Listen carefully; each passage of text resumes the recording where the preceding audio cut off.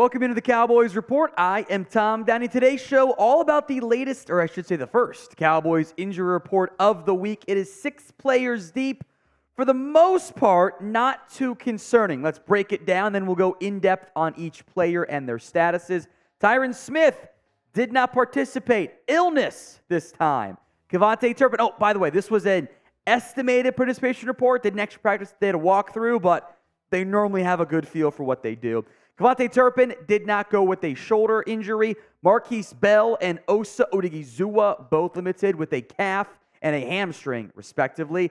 Biadasz and Jayron Kearse are on the injury report. Kearse has his toe, and Biadasz has his ankle injury. So nothing overly concerning there, but certainly things that we'll mention and discuss, beginning with Tyron Smith. Now, the illness here isn't really anything to be too concerned about. Frankly, the fact that there's no neck designation is a really good sign as far as I'm concerned. It means that the stinger is over with and they're through it, and you got sick. It happens. Frankly, I would sit Tyron Smith tomorrow as well. Thursday has been their injury curse day. And by the way, at his press conference moments ago, Mike McCarthy did leave open the door for the Cowboys simply not practicing Tyron Smith on Wednesday and Thursday down the stretch. Remember, in the coming weeks, the schedule is going to get a little bit more compact. They have that Sunday, Thursday slate that's always physically demanding on the body. Now for tomorrow, like the video if you want to avoid another Thursday injury curse. We'll do our little prayer circle here and speak it into existence. Like the video if you want to avoid another Thursday injury. Back to Tyron Smith. I thought he was fantastic upon further review of the All-22 against the Philadelphia Eagles. I thought that was one of the better games we've seen out of Tyron this season. And frankly, in pass protection this year, the dude's been nails. We're talking about allowing maybe one pressure a game. That is it. That is top-end type of production out of Tyron Smith. Now, the run blocking is kind of where you see him not being the same that he was in his prime. Doesn't quite have the same just physical ability that he used to. But he's such a technician by now. He knows how to hold up really well in pass protection.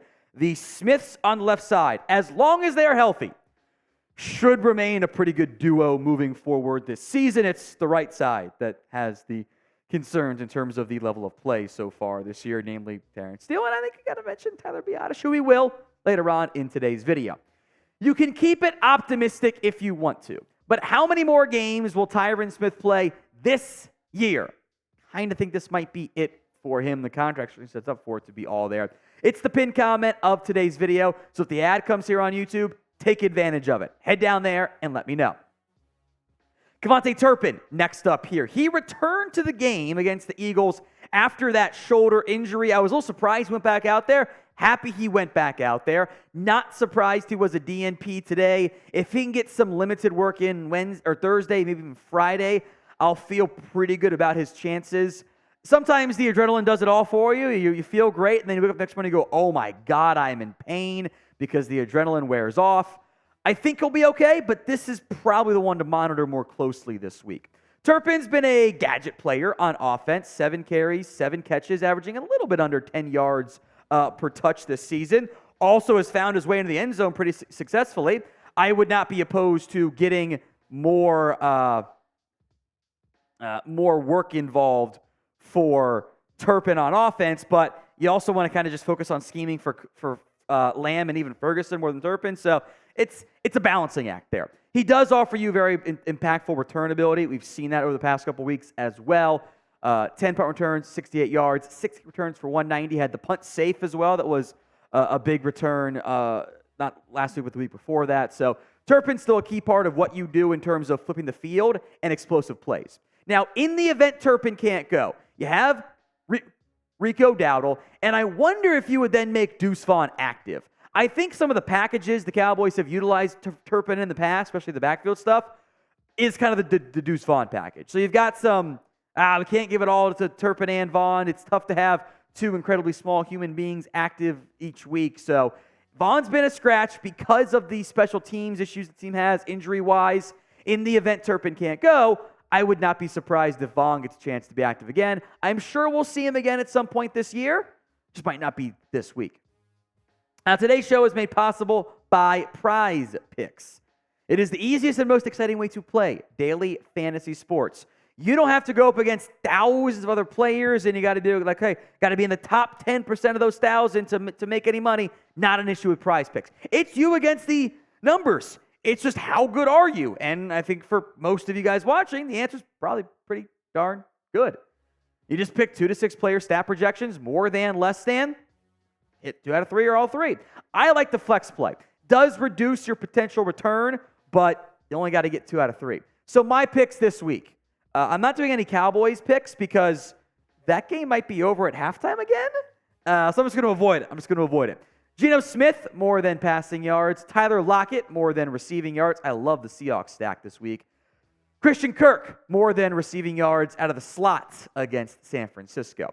Go to prizepicks.com/CLNS and use code CLNS for a first deposit match up to $100. Link will be in the comments and the description. It's prizepicks.com/CLNS. Use code CLNS for the first deposit match up to $100. Markquese Bell is next up. These next 2 injuries are more new ones that we didn't know about previously. Bell was limited on Wednesday. Again, participation estimated numbers there. That normally means a player is going to be able to be good to go come game day as he battles an apparent calf issue, probably a little strain or a pull. Bell's been really good, especially relative to expectations so far this year. He's been one of the team's leading tacklers because they're honestly down 2 of their top 3 linebackers. Leighton Vander Esch and DeMarvion Overshown were going to play big roles this year, especially Vander Esch. We'll see if he comes back this year. We know Overshown will not. So Bell's stepped up in the absences of injuries. Again, I think he'll be okay. If he cannot go, would mean more playing time for Rashaan Evans. Now, he's got 1 more practice squad call-up available. Then it's either active roster or you're going to have to just stay in the practice squad for the next few weeks after that. I don't know if he's going to play that much more. We'll wait and see what happens in the end to Evans. As a reminder, he is a veteran. But you have to go through waivers. Eventually go up to the game day roster, then get cut. So we'll keep an eye on what happens here with Rashaan Evans. But getting close to true decision time, game day roster or not, might depend on if the Cowboys think they're going to get LVE back in the near future. So will Evans start a game this year? Y for yes, N for no. Sound off for me. Where else but the comments section. Now over to Osa Odighizuwa, Agent 0097. He was limited on Wednesday, which again normally means the player will be good to go come game day, except in the events of they got hurt at Wednesday's practice, which in a walkthrough, that's not really what happens outside of very, very, very rare exceptions. So I would say it's safe to assume that Bell's calf and Osa's hamstring were injured slightly against the Eagles. I think he'll be fine.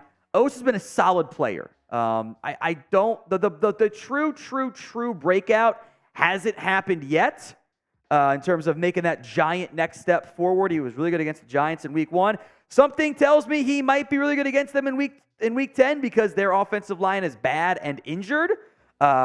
Possibility they're down a bunch of starters again up front. So hoping for a nice game from Odighizuwa, but hopefully that upward trend can continue here moving forward. We will be live again tomorrow for the Thursday Cowboys live show. Some more Cowboys-Giants talk. We'll check in on the rookies, by the way, plus the possibility of maybe some more Rico Dowdle playing time coming the Cowboys' way. If you want that live show and all of our free videos, hit that sub button right now. I'll also want to make a quick note here of Tyler Biadasz, the ankle injury, full participant, but clearly he did something. I'd say he rolled it or not sprained it, but probably just rolled it awkwardly, which happens to offensive linemen, which isn't a huge concern, but those ankles have been a little bit, we're not to Steph Curry ankle injury concern at the beginning of his career, but it's just kind of a problem. It's been a problem for a while now. Biadasz's numbers are down slightly this year. I thought his run blocking was better in the early half of last season and kind of cooled down. They've given him a better PFF run grade. It's the grades. The grades give me anxiety. But I think the stats are valuable. And once you prorate it out for the number of snaps played, it hasn't been as good in pass protection. I was hoping for a breakout year from Biadasz. Hasn't happened. He just might be who he is. A starting caliber center, but kind of more of an average starting caliber center, which isn't exactly fair because you're coming from Travis Frederick, which is a very tough bar to even approach in Dallas. The O-line has been... Someone told me it was a great offensive line. I'm like, you guys just don't know what you're watching anymore. That was not a Cowboys fan, by the way, just an outsider. Rate the Cowboys' offensive line this year. A, B, C, D, or F in the comments section. Jayron Kearse, meanwhile, has that toe injury that's kind of been lingering for him the past 2 weeks. He has been much healthier, though, this season. Dude was banged up as hell last year. His recent play has improved. There were some... the first 5 games, including that Niners game, just mental mistakes, just big miscues. He's a key leader in that locker room. Team respects him. They trust him. He's a vocal force up front. If he can continue to play well and lead by example, I think that will lead to better results for your defense, which, by the way, has to play better against the best competition. We're going to complain about the offense, about the defense as well. We'll see what happens. Not this week because the Giants are terrible. Should be a blowout game, which we'll be live for. Make sure you are subscribed. Overall, Cowboys injury news, not too bad, but some things to monitor throughout the week.